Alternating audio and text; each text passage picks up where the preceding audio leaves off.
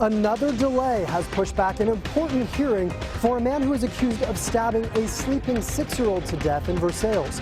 We'll take you inside the courtroom coming up.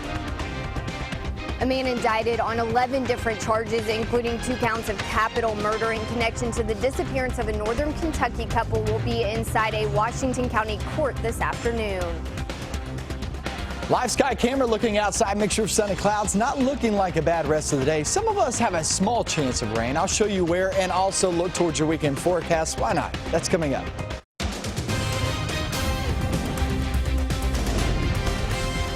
This is WKYT News at Noon. Good afternoon from WKYT News. I'm Barbara Bailey. I'm Bill Bryant. Here's what's happening at noon. A high-profile murder suspect was back in court today for a hearing about his competency. Ronald Exantis is accused of breaking into a Versailles home last December and stabbing 6-year-old Logan Tipton to death while the boy was sleeping. Exantis' attorney says his client had a psychotic break and doesn't remember anything about that night. WKYT's Mark Barber is at the Woodford County Courthouse now with the very latest on the case. It's our top story at noon. Mark? Logan Tipton's family will now have to wait even longer for answers. They say they are frustrated with all of the delays. They now have to wait another 8 weeks to learn whether Ronald Exantis will be found competent to stand trial. The competency hearing for the 32-year-old was pushed back to September 27th because of a scheduling conflict. The defense attorney thinks the hearing was delayed because the key person involved in Exantis' psychiatric evaluation was not available. The judge will use the state's evaluation of the 32-year-old to determine whether he is competent to stand trial. If the high-profile case does move forward and Exantis is convicted of murder, he could face the death penalty. The registered nurse from Indianapolis is accused of breaking into a Versailles house back in December. Police say Exantis stabbed 6-year-old Logan Tipton to death while he was sleeping in his bed. Exantis' defense attorney claims he doesn't remember anything about the brutal murder because he had a psychotic break. She tells WKYT it took months of medical treatment and heavy medication to help him regain his sanity. Tipton's family thinks Exantis' attorneys are just scrambling to find a way to defend him. They're confident the psychiatric evaluation will prove he is competent to stand trial. The defense attorney thinks it could be at least a year before this case goes to trial if the judge determines that Exantis is competent to stand trial next month. In Versailles, Mark Barber, WKYT. Mark, thank you. And if the judge decides Exantis will go to trial, he'll set a trial date on September 27th. A Central Kentucky pretrial officer is behind bars this midday, accused of having sex with an inmate. Daphne Kelly was arrested in Clark County. Police told the Winchester Sun that Kelly was having a relationship with 41-year-old James Bussell while he was on work release. Bussell will reportedly be charged with escape and promoting contraband in connection to this case. Kelly is charged with third-degree rape.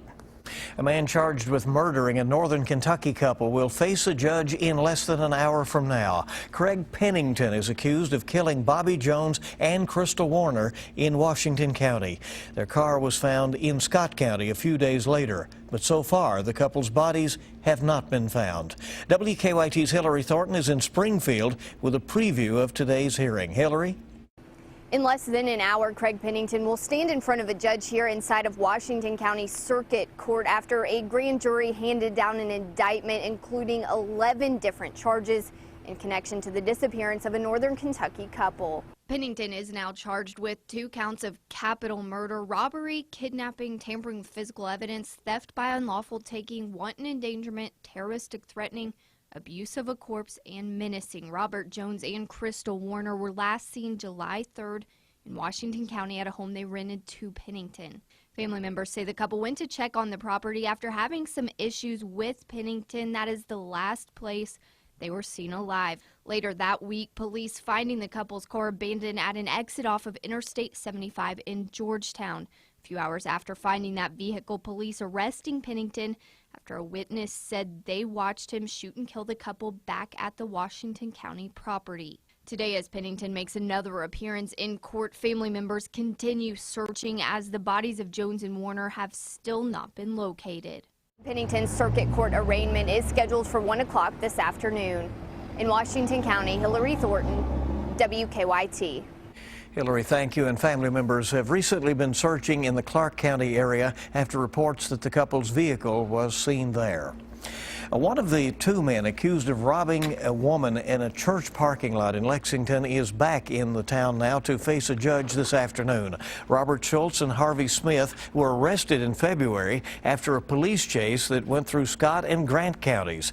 Police say the men pulled a knife on a woman outside a church on Winchester Road and stole her purse. Harvey is now in the Fayette County Detention Center. He will be answering to the charges at 1 o'clock today. New at noon, we're tracking the investigation into a fire at the home of an assistant fire chief in eastern Kentucky. The fire started around 10 o'clock this morning on North Big Creek Road in Pike County, north of Pikeville. Now, check out these pictures. You can see flames were still shooting out of the home when the fire crews got there. We've learned that the home belongs to the assistant fire chief of the Hatfield Volunteer Fire Department. We're told that no one was home at the time. We're staying mainly dry today, but there's still a slight chance of a pop-up shower or thunderstorm, especially in our eastern counties. All of us will be seeing rain as we head towards the weekend. WKYT meteorologist Micah Harris is live in our First Alert Weather Center now with details. Micah? Yeah, well, now we're seeing that mixture of sun and clouds outside, and we're going to be holding on to those sun and clouds as we head throughout the next few hours. Now, here's the deal. There is a small chance of rain, and that small chance is really back toward eastern Kentucky, not so much for everybody else. So here's the look right now. Let me show you what it looks like on Defender Radar Network. See those few little blips showing up in Pike County and then back toward Martin County? That is the area that I talked about this morning, highlighted an area, and I've actually updated it since then. I've actually dropped the chances of rain just ever so slightly because it just doesn't look like there's going to be a great chance. But this highlighted area, I have not moved the area. It goes from Moorhead to West Liberty, back towards, say, Powell County, and then work your way down into Breathitt and Perry County and over toward the east. 30% chance of rain. Not a great chance, but there is that chance. The rest of us, just a 10%. I can't rule out a pop-up shower or thunderstorm, and that's going to be the rest of the afternoon. Now, as we travel through the next few days, rain chances will be on the increase. So this is one of those days you got to take advantage of. I'm going to talk about that and off towards your weekend because, like I said, that's when the rain starts to move on in the closer we get to the weekend. That's coming up. Micah, thank you. US 27 in Jessamine County is back open this midday after a fiery crash. It happened during rush hour this morning near Brandon Crossing. Police say an SUV rear-ended a large truck and the SUV caught fire. The driver was able to get himself and his dog out safely. No one was seriously hurt. Work continues on the expansion of the Mountain Parkway, and this week there will be a change in traffic patterns. The state says drivers should prepare for several lane switches between milepoints 69 and 72, just west of Salyersville. This will allow crews to work on expanding the parkway to 4 lanes safely. 2 years ago, Kentucky lawmakers approved the 10-year, $753 million project to widen a 46-mile stretch of the parkway. Concerns are mounting this afternoon about the impact of a lightning strike that hit a natural gas substation in central Kentucky earlier this week. Lightning hit the Tennessee Gas Pipeline compressor station in Clay City, and it caused an oily substance to spew into the air. Much of that landed on nearby homes. The owner of the company has offered to put people up in hotels or to pay the cost of living if they have to leave their homes for a time. The judge executive there has called a public meeting about the possible health threat. That will be held at the municipal building this evening at 5 o'clock. A new restaurant is coming to Lexington. Freddy's Frozen Custard and Steak Burgers is being built on Polo Club Drive in front of Cabela's. Freddy's is a fast casual restaurant that prides itself on serving fresh food and warm hospitality. No word yet on an exact opening date. Freddy's also has locations in Glasgow and Bowling Green. Well, Donald Trump is lashing out in people in his own party at this point over criticism they have made about some of his recent comments. We'll have the latest on Campaign 2016 coming up on Kentucky's #1 Midday News. Also ahead, a prestigious honor for Olympic gold medalist Michael Phelps ahead of the start of the Summer Games in Rio. Find out how his fellow teammates chose to recognize him next on WKYT. Welcome back to WKYT News at Noon.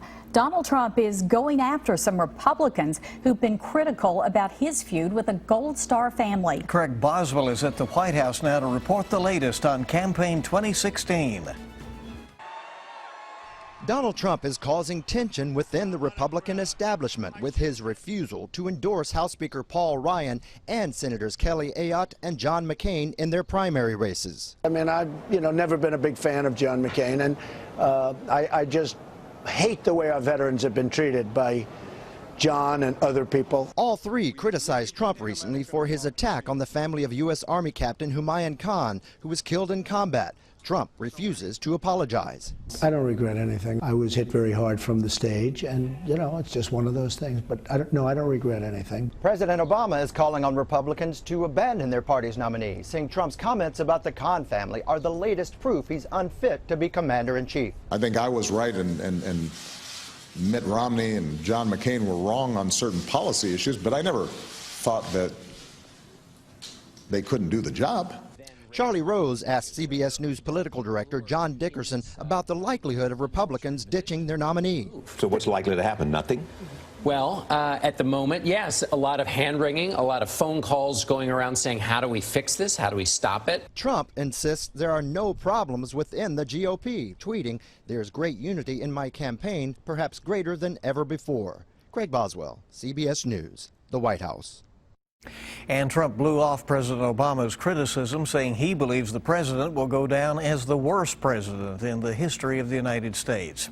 State Senator Ralph Alvarado, who is a doctor from Winchester, will be at Fancy Farm this weekend, and he'll be speaking on behalf of Trump. Alvarado is the first Hispanic elected to state office in Kentucky. He was also a speaker during last month's Republican National Convention. Fancy Farm is an annual political picnic where the spicy speeches are served alongside some saucy barbecue. In a statement, Senator Alvarado said, quote, "I look forward to reminding Kentuckians of who Hillary Clinton is and why she cannot be trusted." Health officials in Florida are now dealing with a 15th case of the Zika virus. This comes after the CDC issued an unprecedented warning urging pregnant women not to travel to Miami's Wynwood Arts District. The outbreak has prompted health officials in other parts of the country to step up efforts to try to get rid of mosquitoes. New York City is using special tablets to kill off larvae in the subway system. CDC says it is concerned that the mosquito carrying the Zika virus may be resistant to insecticides. Final preparations are underway for the Summer Olympics. Just 2 days to go now until the opening ceremonies. The Olympic torch will arrive at Rio today for the final leg of its journey before the cauldron is lit at the stadium on Friday. Officials have been stepping up security across the city with thousands of extra troops being deployed for the event. But concerns remain high on several issues, including the country's water pollution, the Zika virus, and problems with accommodations in the athletes' village. Meanwhile, the most decorated Olympian of all time will carry the American flag during Friday's opening ceremonies. The U.S. Olympic Committee has announced that Michael Phelps was chosen by his fellow team members to be the flag bearer. Phelps is heading into his 5th Summer Games. He's won 22 medals overall, including 18 golds. He says he is, quote, humbled by the significance of carrying the flag and all that it stands for. 300 people are safely evacuated after a Boeing 777 crash lands in Dubai. I'm Jonathan Vigliotti in London. I'll have that story coming up. Now, your zone-by-zone forecast with meteorologist Micah Harris. It is 85 degrees right now in the capital city of Frankfort, 87 now in Lexington, and some 82s. And the reason being is we had some nasty fog down south and southeast, and that's why you're seeing temperatures just about 5 to about 6 degrees cooler than what you're seeing here in Lexington and Frankfort. And so that fog didn't really allow us to heat up very rapidly like everybody else, but give it time. Everybody will finish off pretty much where everybody else is. 87 now in Lexington. So we'll finish off right there in the upper 80s for virtually all locations. The chance of rain is there, but it's not a good chance. Virtually all of us stay dry. However, eastern Kentucky cannot rely. You see those few blips there as you're streaming off towards, say, Floyd County, Martin, Pike County? That's the area of concern for that small chance of rain, but most of us stay dry. Around Lexington, everywhere else, you're still talking about 10% chance of rain, and that's it. So today is the day you knock out the yards, you knock out any of your plans. Go ahead and do it now because some storms are on the way. We head towards your day tomorrow, and tomorrow you're talking about a 40 to 50% chance of rain. A few storms will make their way through tomorrow. Friday, a storm or two. I don't see a great chance on Friday. Saturday is a better opportunity at about 50 to 60%. Storms will be around for the Raft Up, Lake Cumberland Raft Up. That's going to be a pretty cool event. If you did it last year, it'll be pretty much like the same this year with temperature-wise. But storms will be around. You may have to dodge a few storms, get out of the lake, let those storms pass on by. Sunday, though, most are dry. So if you're just heading down to Lake Cumberland, your best chance of rain is on Saturday. Other than that, Friday and Sunday actually look mostly dry, but can't rule out a couple of rumbles of thunder. So your 7-day forecast, and it looks like a pretty decent chance tomorrow, especially for southern Kentucky. Then on Friday and Sunday, you're talking about smaller opportunities. Saturday, we may have to bump that chance of rain up as that's when the front rollers on through. So if you're trying to make plans on Friday or Sunday. That's the best time to stay dry. All right. All right. That picture from Conley Bottom looked inviting, cool, didn't it? Down there at the lake. All right, we're coming back on WKYT in a moment. Former UK All-American Carl Anthony Towns is back on the UK campus. He's having fun with kids after a terrific rookie season in the NBA. Dick Gabriel's next with sports. Checking stocks as we head to break this afternoon. The major market indicators are up some.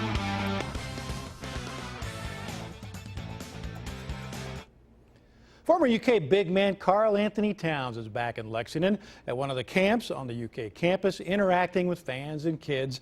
After being chosen by Minnesota with a #1 overall pick, Towns went on to win the NBA Skills Challenge competition and Rookie of the Year, and now he's in Lexington once again giving back.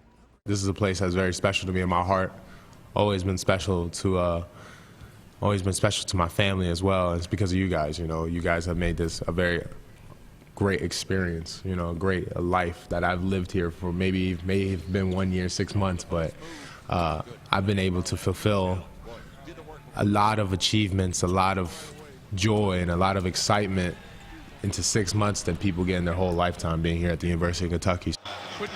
Actually likes us media people. And if you'd like to interact with the big guy, get an autograph, he'll be appearing at All Sports in Fayette Mall tonight from 5 to 6:30. Autographs are $35. You can have your picture taken with him for free. Lexington native Shelvin Mack is also back in town this week, hosting a skills camp at the KBA. Shelvin's going into his 6th season in the NBA. After being traded from Atlanta to the Utah Jazz, Mack says he attended basketball camps as a kid and wants to give back to the children in his hometown.